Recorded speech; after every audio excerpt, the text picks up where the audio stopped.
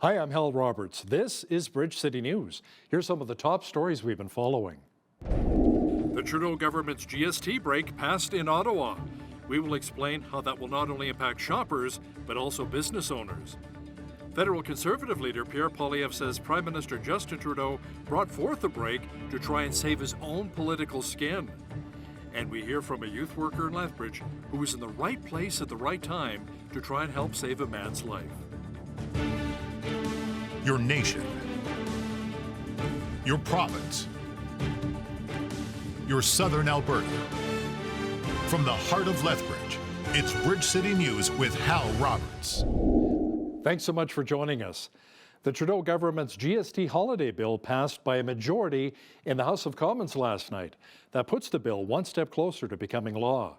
The 2-month tax break, covering a number of items, would take effect on December 14th and run until February 15th of next year. Government officials announced the plan as a way to ease affordability concerns during the busy holiday period with a tax break on kids' clothing, toys, video games, restaurant and catered meals. The Conservatives and Bloc Québécois voted against the legislation. Now, Tory leader Pierre Poilievre called the GST holiday a trick and says the timing of it was not good. He says Justin Trudeau brought this forward to save his own political skin. Now is the worst possible time to be blowing $6 billion trying to save Justin Trudeau's political skin, especially with the threats coming from the United States, with our border in chaos, our economy collapsing, and everything broken. We need real, responsible leadership from a strong, smart Prime Minister who has the brains and backbone to put Canada first. Now, a number of business owners across the country are trying to figure out how to implement the request of taking the GST out of their systems for 2 months. Many say it falls smack in the middle of their busiest season. They say it's no easy feat. What I found out is that it is a lot of work. Companies essentially have to go through every single item that they're selling, figure out what qualifies and what doesn't. They have to go into their point of sale terminals and their cash registers and program all of that.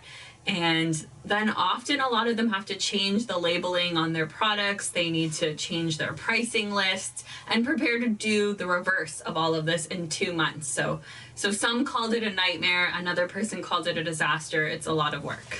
The Canadian Federation of Independent Businesses, which represents all of the small and medium-sized businesses in the country, they think that this is going to take so much work that they want the federal government to give each business about $1,000, which they say will offset the cost of getting everything ready for December 14th. They're also asking the CRA to be a bit more lenient and to forgive some of the mispricing or the mislabeling that might happen as retailers try to figure out what counts and what doesn't. Now, since Ottawa announced that it will waive the GST on certain items, some shoppers are now weighing their options as Black Friday sales have begun. We have more now on this report from Nicole Thompson from the Canadian Press. Because the Liberal government has introduced a tax holiday, is what they call it, some shoppers are now considering, well, how much money am I really going to save, and how do I get the most bang for my buck? So for some folks, waiting until this tax holiday on some items kicks in on December 14th really isn't worth it, because Black Friday sales are happening right now. And in a lot of cases, those are more than what they would get if they wait until December 14th.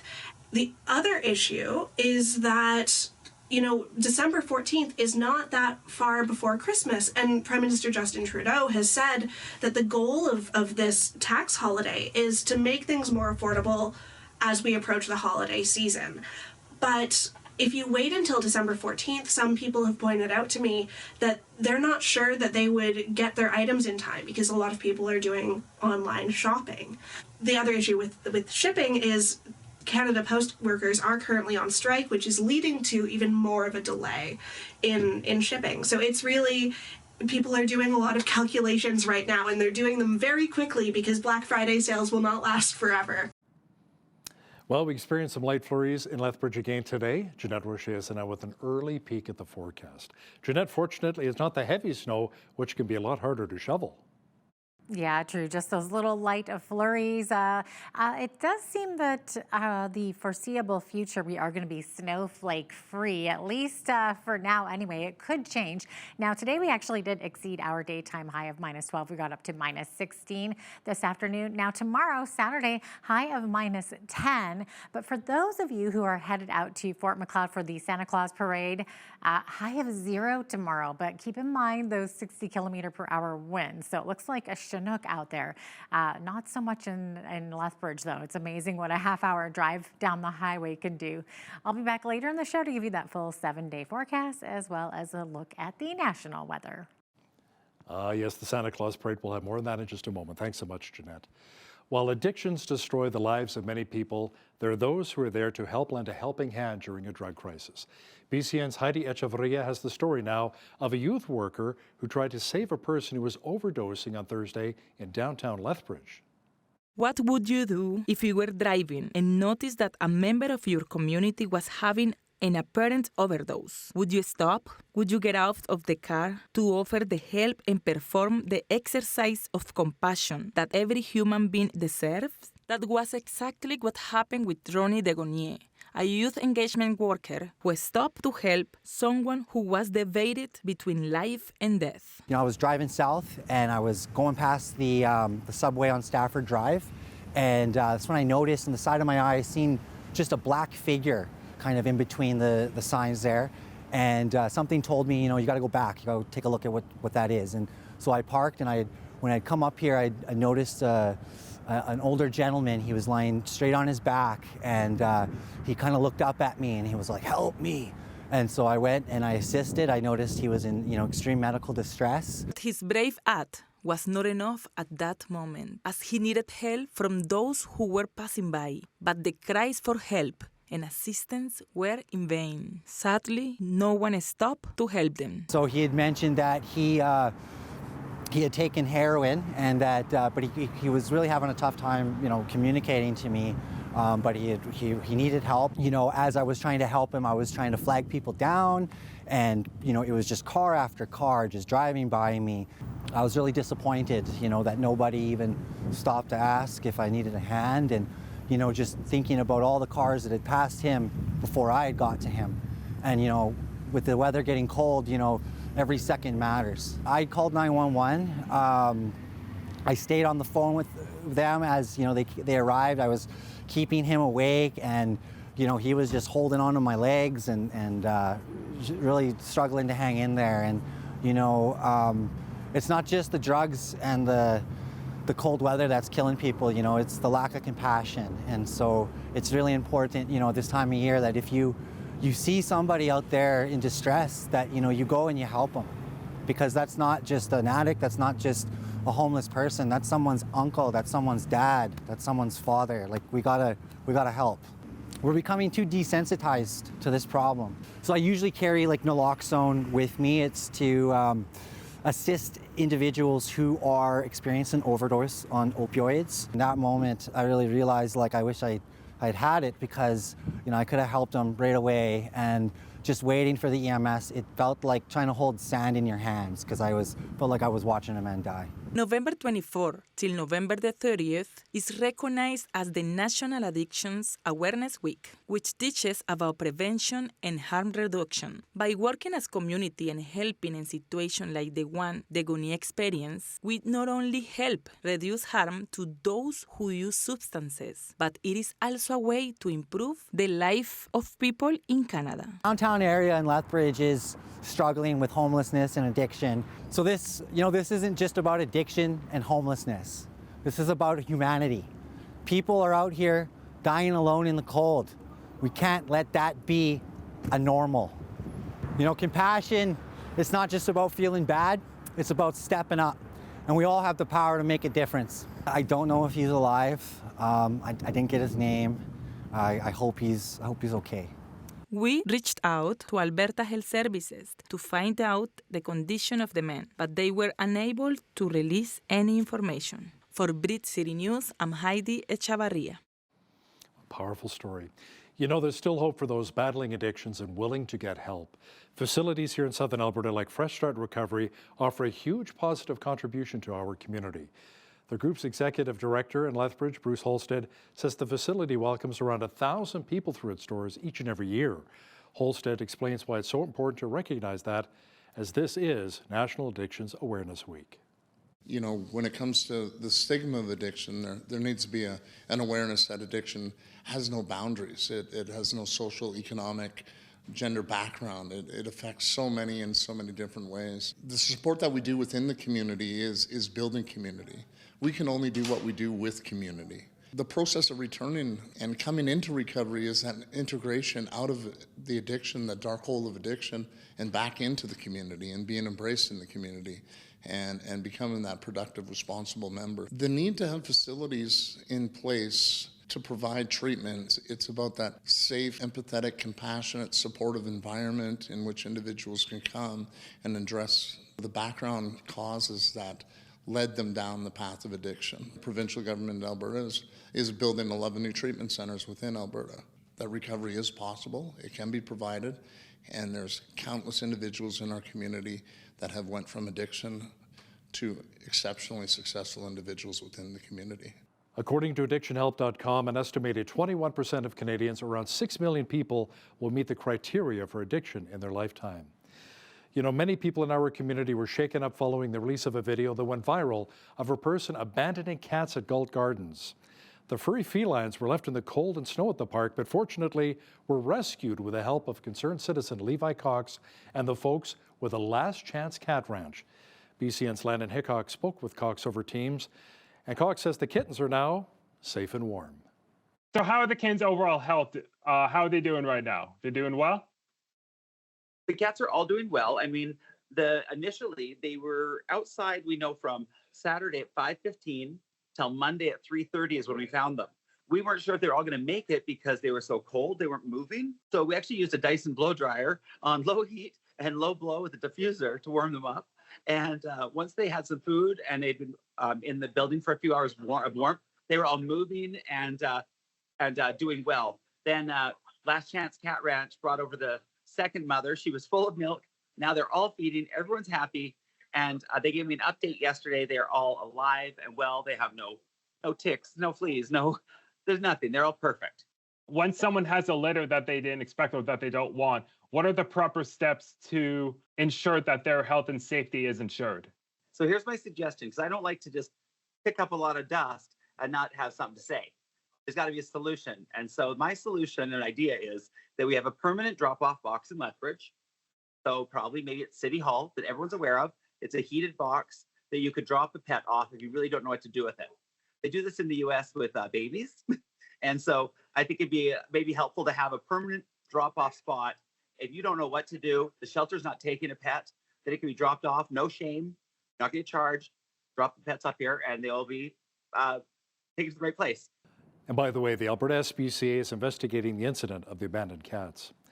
Alberta government officials shared an update on our province's response to the Federal Impact Assessment Act, which they say would severely hurt our energy sector.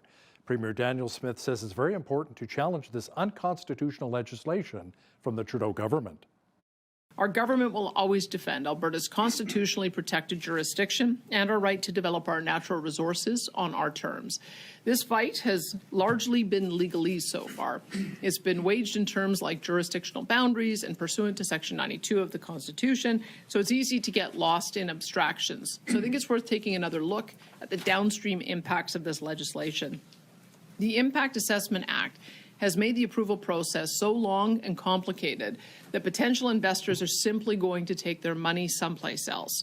Capital is mobile. It goes where it can get the highest and safest returns. And Canada is increasingly seen as a risky investment. In addition, a lot has been said lately about Canada's declining productivity. We now have the second lowest GDP per capita in the G7, and we're lagging far behind the United States. Well, we already know who the main candidates are for the Lethbridge West by-election coming up on December the 18th. UCP candidate John Middleton Hope and the NDP candidate Rob Miyashiro are each vying to win this seat and the trust of Lethbridge residents. Now, a third candidate is looking to jump into the race. Leighton Ververka is the candidate for the Alberta Party for Lethbridge West, and he spoke with Bridge City News about why he is running. To be honest, I'm tired of the politics of the Conservatives and the NDP. They're not doing what's right for the economy. They're not doing what's right for the people of Alberta. So really, this is kind of my starting block, and I'm hoping to move up to the federal level, maybe in the distant future. I'm a working class person. I worked in the oil and gas industry for, I can't even count how many years, and I'm still in the oil and gas industry. I'm your blue collar guy.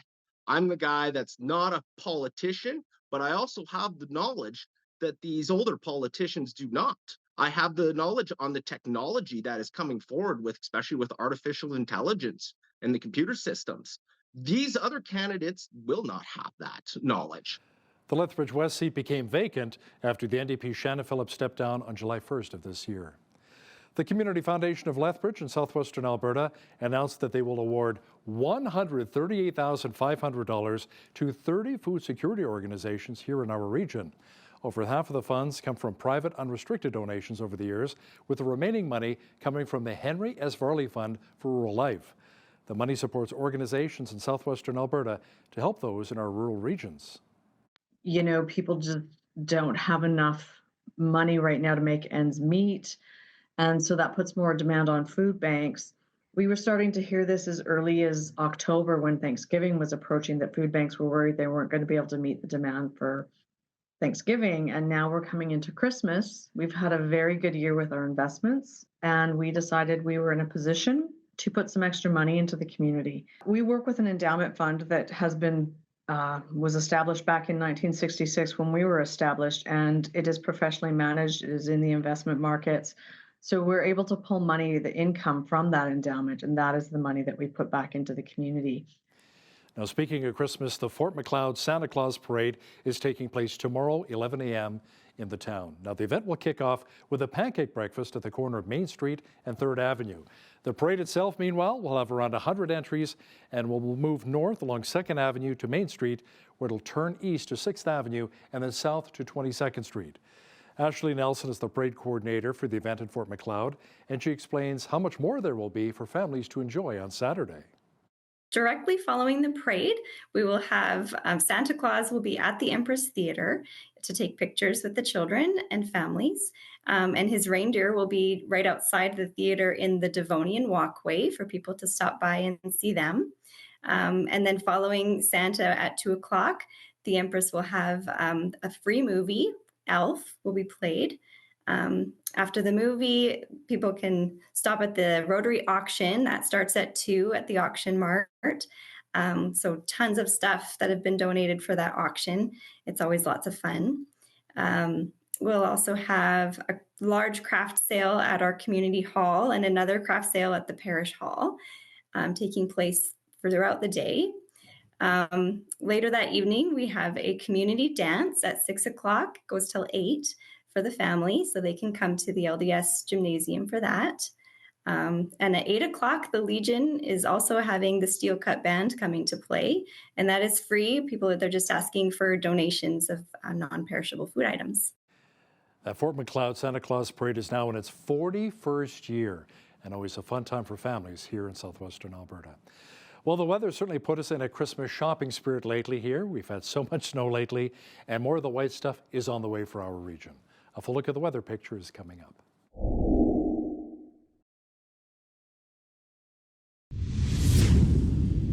Well, it was chilly and snowy again today across much of southwestern Alberta.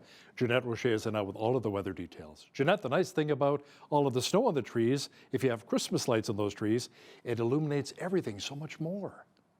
Oh, how pretty would that be? I agree. Although the trees are looking pretty nice these days with the hoarfrost and the snow on them. But for sure, if our viewers see anything cool like that, I would just definitely invite you to send us your photos. We'd love to see them. Looking ahead to a Saturday here in Lethbridge. high of -10 is what we're looking at tomorrow. However, if you are headed to that Santa Claus parade in Fort Macleod tomorrow, well, guess what? You're looking at a high of 0 tomorrow. Much nicer, of course. Keep in mind they are experiencing a Chinook, which means 60-kilometer-per-hour winds. Nice, but not so much in Lethbridge, -10 for the high, and we're only going to see 20K winds. So it's amazing what a half an hour drive can do up the highway. Looking ahead to Sunday, though, we're seeing a high of -11 only. 0, we're going to climb up to 0 on Monday and then climb even more on Tuesday and Wednesday with highs of 8 degrees and up to those double digits on Wednesday.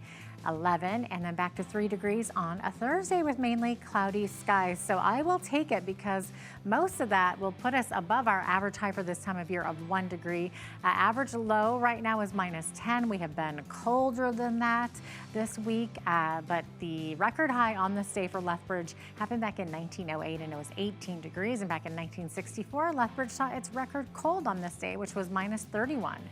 Sun rose this morning at 8:05 a.m. and the sun set this afternoon 4:34 p.m. 2 minutes shorter of a day than we saw yesterday. So that means 8 hours, 29 minutes of daylight today. Okay, Victoria experiencing a 30% chance of showers tomorrow, high of 8 degrees, 5 for the high in Vancouver with showers there. Edmonton seeing a 2 centimeters of snow expected in Edmonton there tomorrow, -18 the high, -12 in Calgary. Both of those Alberta cities also seeing wind chill values in the mid-20s, so a little bit cold. Speaking of wind chill, still looking at those frostbite warnings for both Saskatoon and Regina as their wind chill will be bring them back down to close to -30s and beyond, but daytime high in Saskatoon tomorrow, -23, 60% chance of flurries.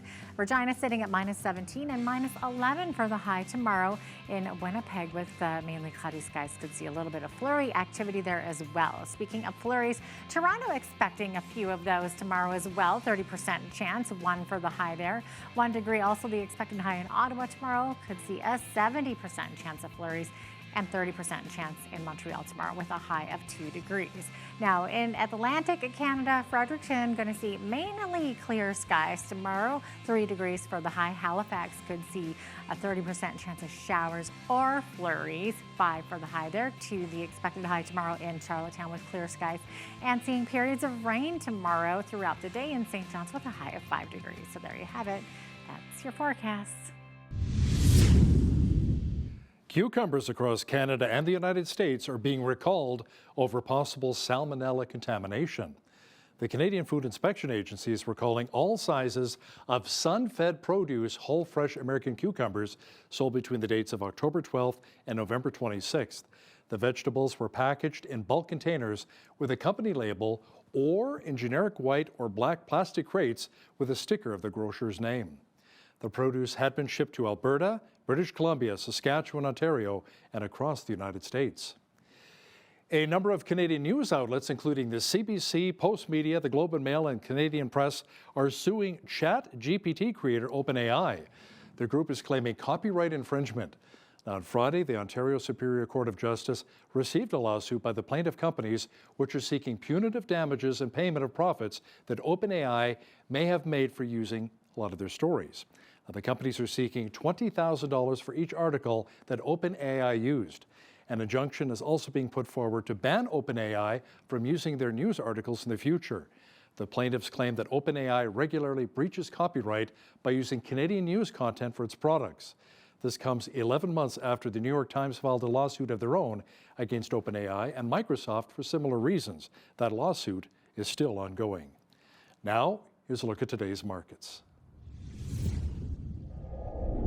The TSX was up 104 points on the day to finish at 25,648.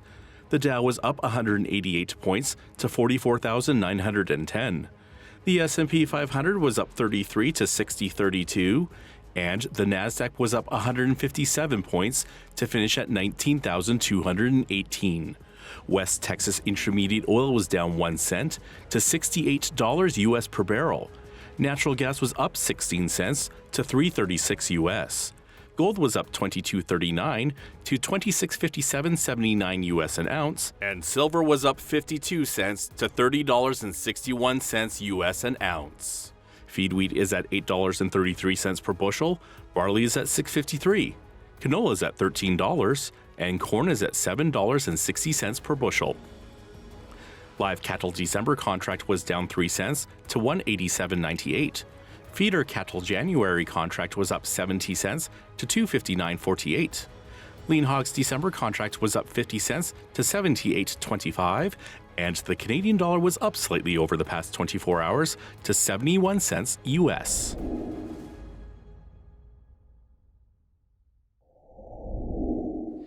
Recapping one of our top stories, the Trudeau government's GST holiday bill passed by a majority in the House of Commons last night. That puts the bill one step closer to becoming law. The 2-month tax break covering a number of items would take effect on December 14th and run until February 15th of next year. Government officials announced the plan as a way to ease affordability concerns during the busy holiday period with a tax break on kids' clothing, toys, video games and consoles, restaurant and catered meals. The Conservatives and Bloc Québécois voted against the legislation. You know, there's special help available to those who are caught in war zones. Michael Johnson is the president of the Slavic Gospel Association, and he shares the details in an interview with BCN's Jeanette Roche in just a few moments. Listen, when you see news happening in your community, be sure to drop us an email at info@bridgecitynews.ca. Also visit our website anytime to check out a number of stories and interviews.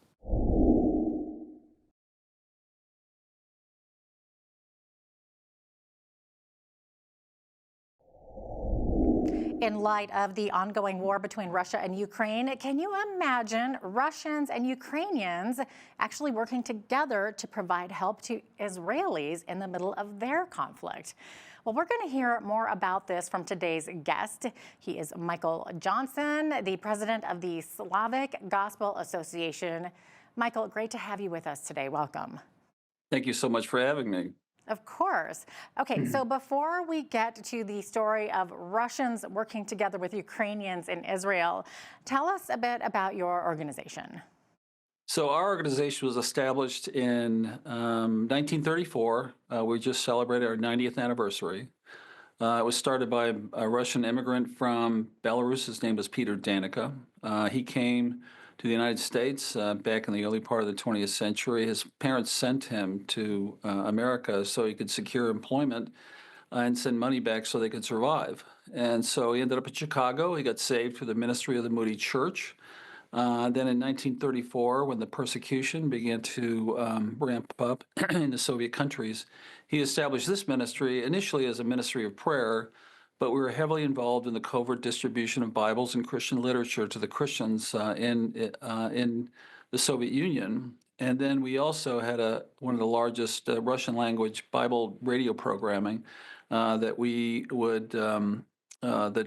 able to broadcast in, through, and around the Iron Curtain in partnership with Transworld Radio, HCJB, and Far East Broadcasting. So this ministry, in many ways, kept those countries open to hear the gospel, and many people came to faith in Christ. Their most favorite program that they liked to listen to was simply this: the slow reading of God's Word. So in their attics and in their basements, they could copy it down because they didn't have access to God's Word. So, so we have a long history in those countries, and when the wall came down, we connected with the largest group of evangelical churches in those countries, which would be the Baptist churches, and we're roughly connected to roughly 6,000 churches throughout the former Soviet countries. And we also have significant ministry in Israel, which we'll talk about as well. That is just amazing. What an incredible background that is. So you alluded to Israel. So, okay, so what on earth is happening in Israel? We're being told that Ukrainians and Russians are actually working hand in hand to deliver aid on the front line in the war in Israel there. So can you explain that? Well, our ministry started working in Israel back in the late 40s, where we were doing theological training and church planting. So we've increased that ministry. There's an organization in Israel, a wonderful organization called One for Israel, and it's an indigenous ministry that evangelizes, preaches the gospel with the citizens of Israel.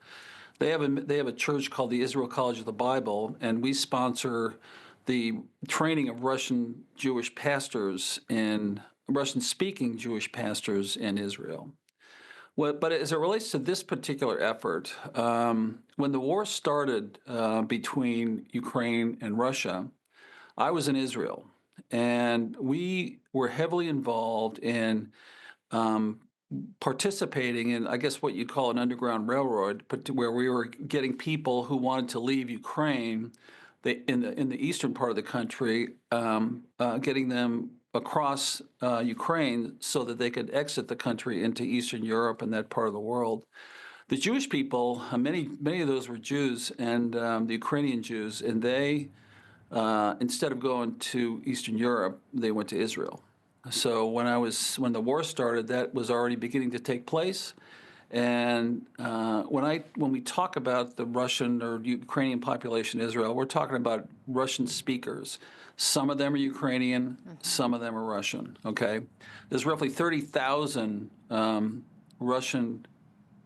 Russian-speaking Christians in Israel today, and they're part of a large network of Slavic churches in that country.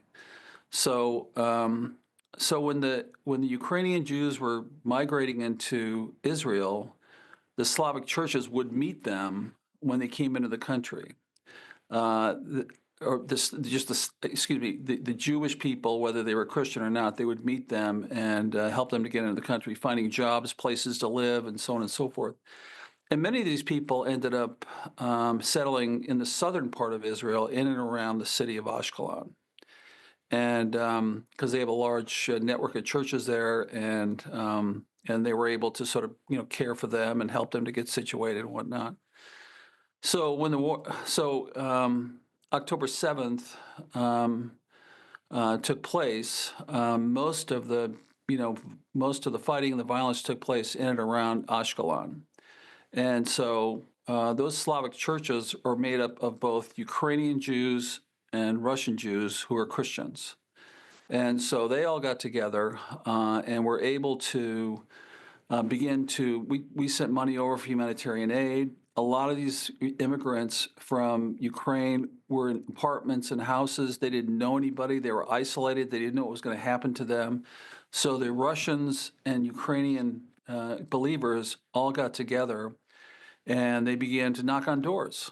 And even in the midst of that war, where there were Hamas snipers on the top of the apartment buildings in Ashkelon, they went out, and these people who were isolated just opened the door, and they couldn't believe what they were seeing.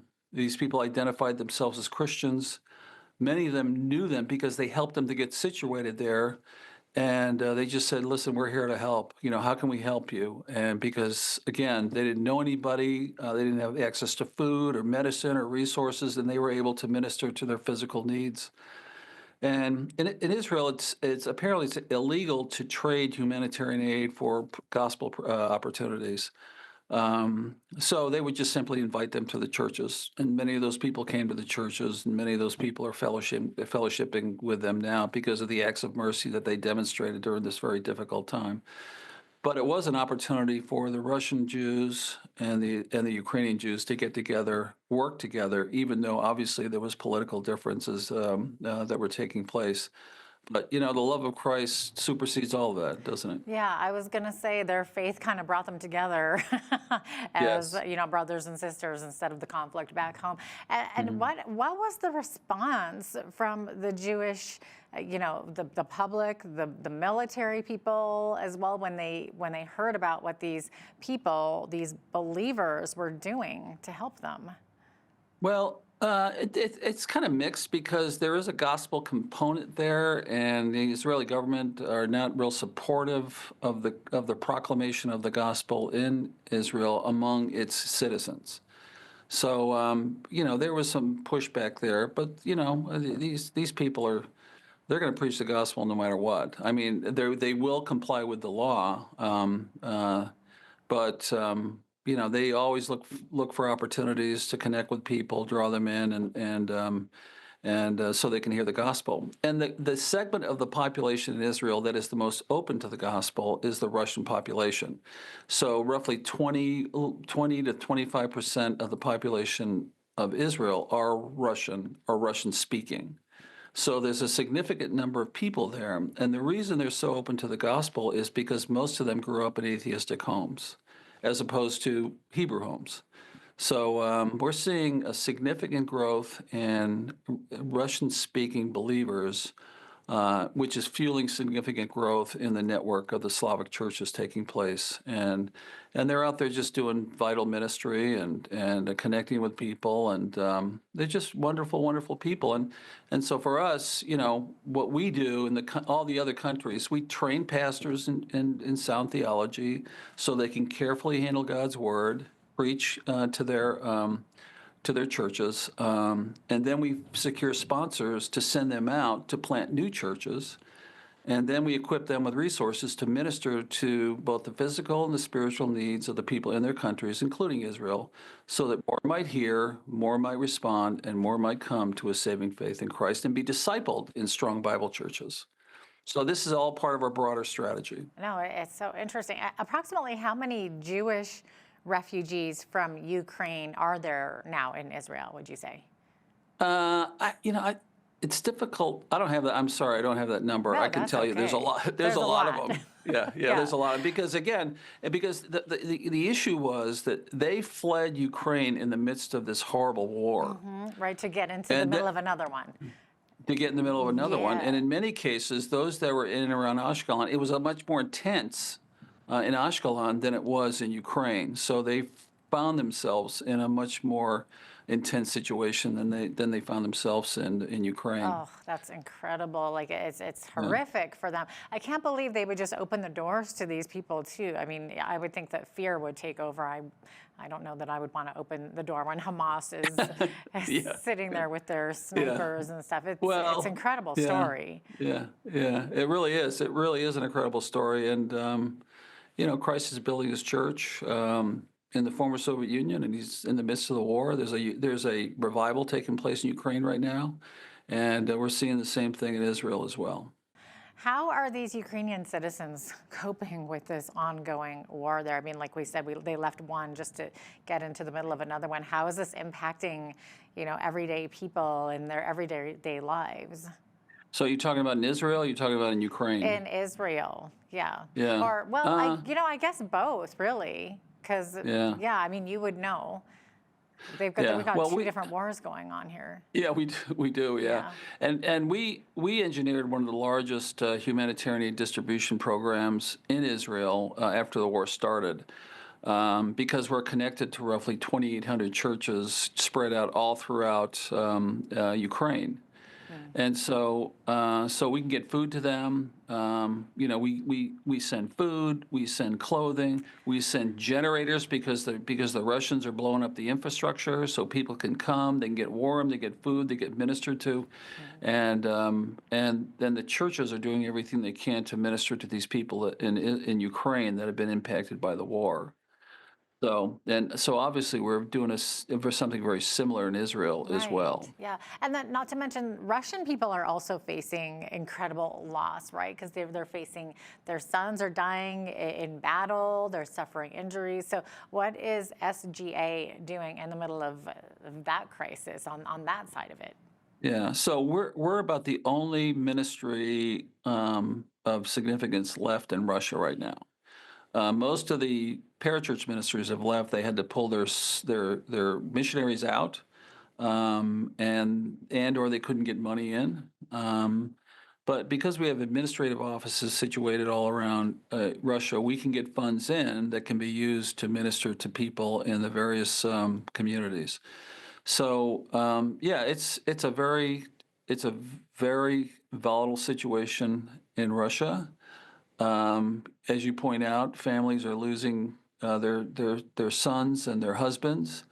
So a lot of these people find themselves in a difficult economic position because they don't have the breadwinner in the home, and it just continues to get worse, and nobody knows when it's going to end. So we're connected to a large network of Baptist churches in Russia as well. And they are just like in Israel and just like in Ukraine, they're going out and meeting these people, ministering to them, and helping them through a very difficult set of circumstances. Okay, so really quickly here, Michael, because we are almost out of time, I understand that SGA also operates some orphanages. No, we don't operate orphanages. We have a program called Orphans Reborn, and we support churches and church workers to go into those orphanages to minister to these children. And they'll go in, they'll do Bible studies with the kids and build relationships with the kids. And in many cases, these kids are growing up in orphanages where every week these local churches are coming in, mentoring them, building relationships, conducting Bible studies, playing with them. So these kids get dropped off at the orphanages, and then they push them out on their 18th birthday. But for all intents and purposes, they're growing up in a Christian environment. And because the Russians did a study 30 years ago where they analyzed what happens to these kids on their 18th birthday when they push them out, 97% of those children are lost. Drug addiction, prostitution, criminality. That number's gone down to maybe 87%. But my point is that this program was designed to help equip these churches to go in and minister to these kids while they're growing up in those orphanages. And over the years, we've impacted the lives of roughly 87,000 orphans growing up in these orphanages. Yeah, and then they have a good foundation when they get out of there. Well, they have a chance. They have a chance at a normal life, because then they're embraced by the local church that had been working with them for so many years. Yeah, I believe we are out of time right now, but Michael, thanks so much for being with us today. Just absolutely fascinating work that you guys do. Appreciate it.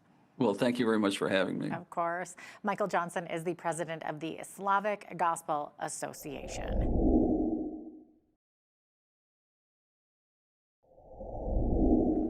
Most of us have a love-hate relationship with our computers, don't we? They, along with the internet, have made it so easy to connect with friends around the world, and at the same time have made it easy for the bad guys to commit cyber crimes. So joining us to chat about this today is Stephen Graham. He is a computer information technology instructor at Lethbridge Polytechnic. Welcome, Stephen. Good to have you with us today.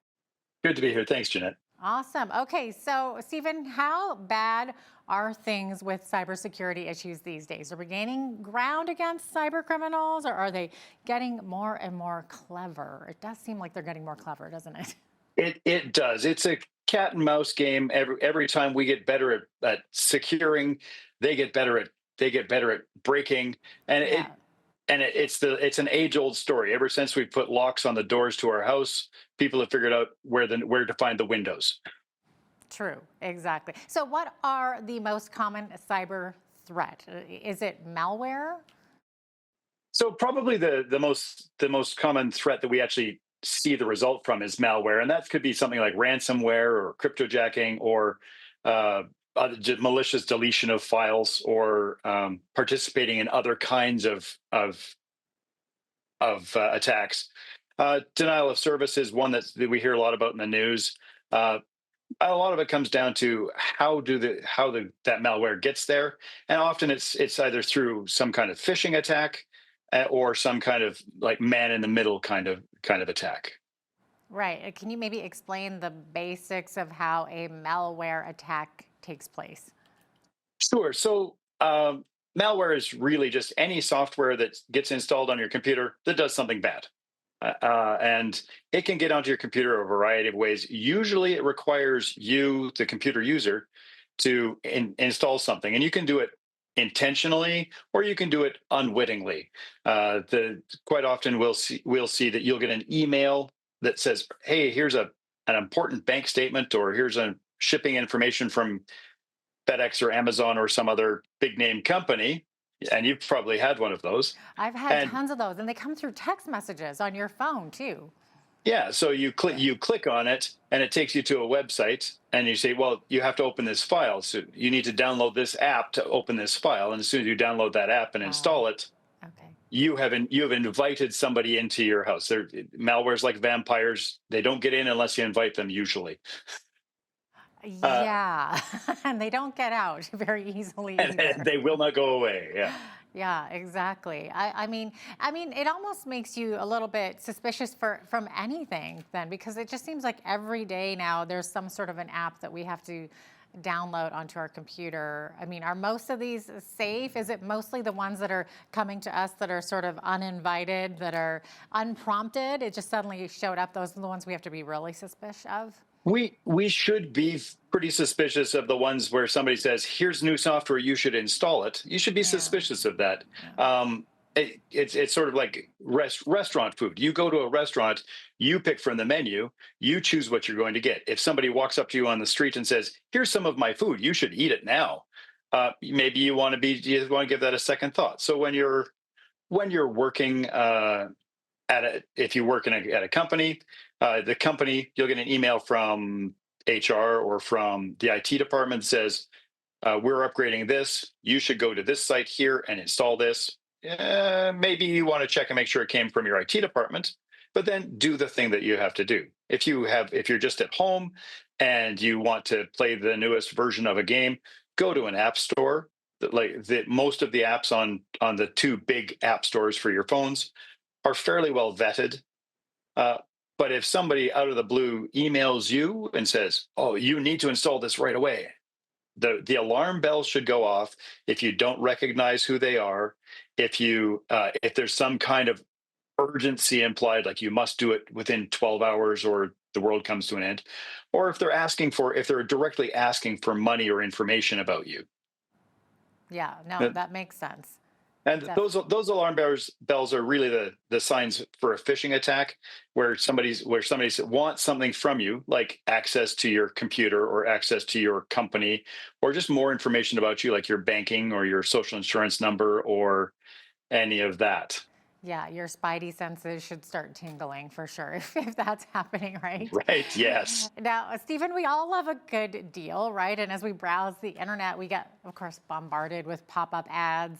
And I understand that some of these can be malware. So how can we recognize what malware is opposed to what it isn't? And most importantly, what are the tools that we can use to protect ourselves against it?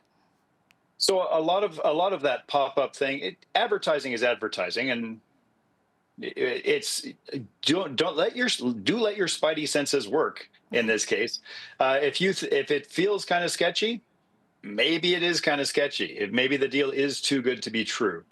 When you're presented with a link, you'll click on it because you want to see more about the deal on shoes. I'm looking for shoes. That's why that one pops to mind. And I'm looking for a good deal on shoes. And this one pops up, and I click on it, and it says on the ad that it's for such and such. But then I see immediately in my browser that it's some other place. I'm no longer at insert big name shoe company here. I'm at something else, right? So right away, that's a stop doing things kind of moment. So once you start clicking on things, that's where you're giving your computer permission to do the work. So you just kind of need to really take a look at whether what's being presented to you is actually connecting to the right place. Yeah, no, that makes sense. And of course, you mentioned this off the top there with phishing scams. And I understand that these phishing scams are still one of the top problems out there. So can you explain how these work and what we should do to avoid these?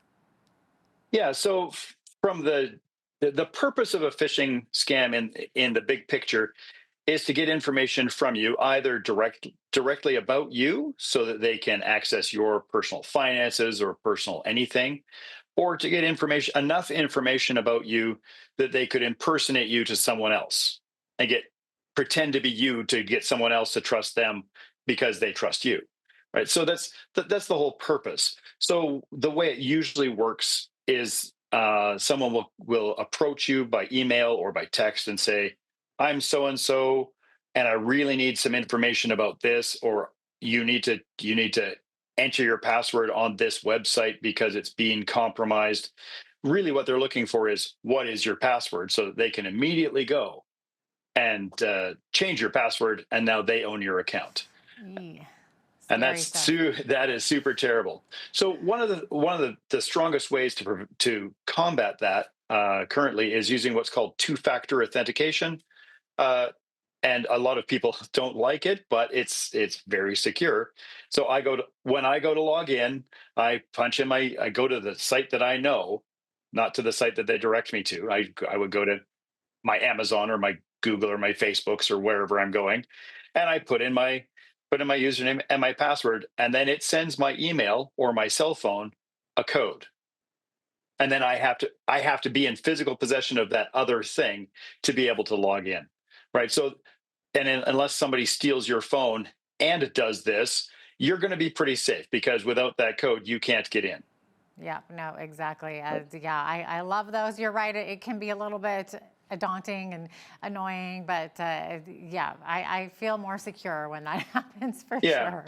So if you do accidentally disclose some personal information about yourself that allows somebody to try and hack your account, you still have the peace of mind where it says, hey, a login attempt happened here. If that happened, maybe you want to check that you're still secure.